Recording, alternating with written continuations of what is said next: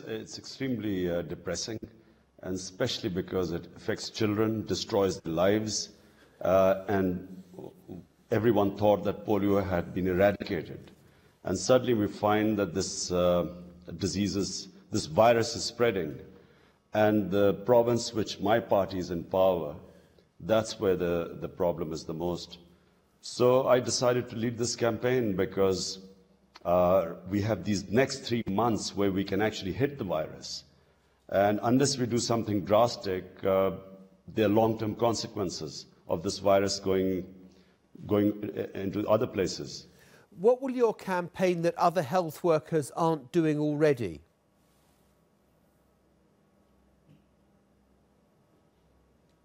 Well, basically mobilize the population.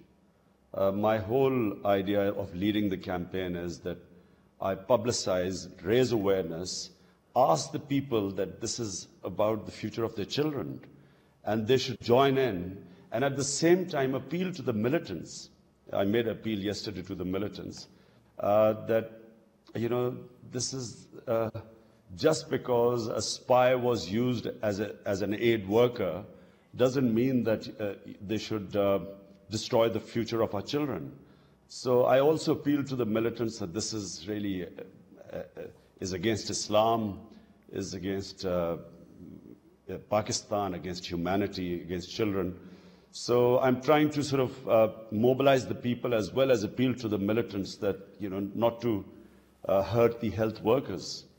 When you talk about the spy, are you referring to the incident which was portrayed in the film Zero Dark 30, where it seemed that someone who was purporting to carry out vaccinations was actually used to track down the Bin Laden family?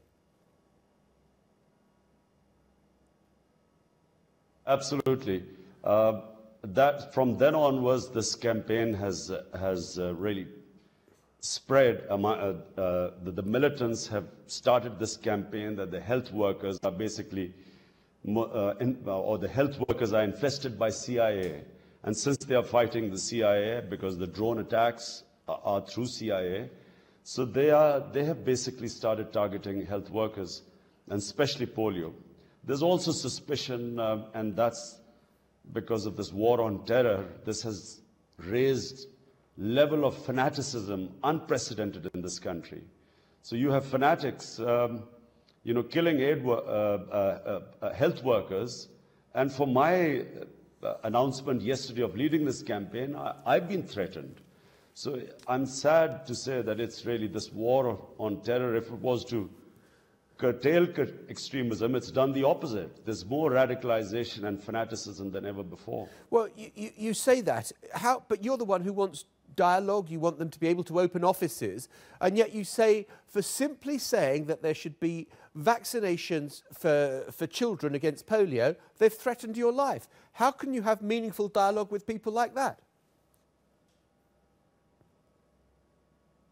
But you have dialogue with enemies. You don't have dialogue with friends. The point is, for 9.5 years, we've been waging a war where all it has done is that it has increased from one militant group to today there are 57 Taliban groups.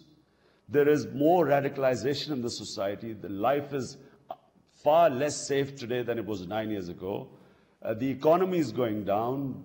There's masses of young unemployed guys turning towards the Taliban. Things are getting from bad to worse.